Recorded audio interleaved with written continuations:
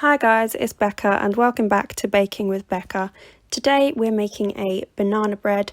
Everyone seems to be making this in isolation, so I thought let me give you the easiest possible recipe.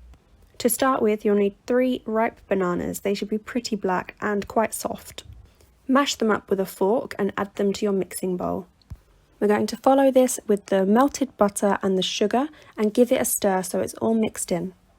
Once that's ready, add in the remaining ingredients. We need the flour, bicarbonate of soda, salt and the egg.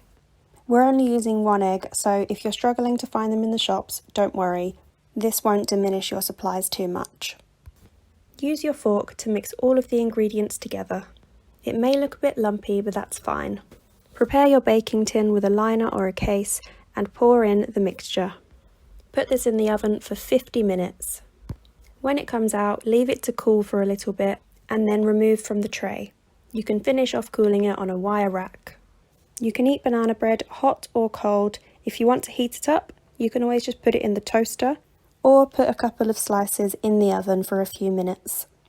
I hope you've enjoyed this basic banana bread recipe. Let me know if you liked it in the comments and make sure to subscribe and turn your notifications on for my next video. Thanks for watching.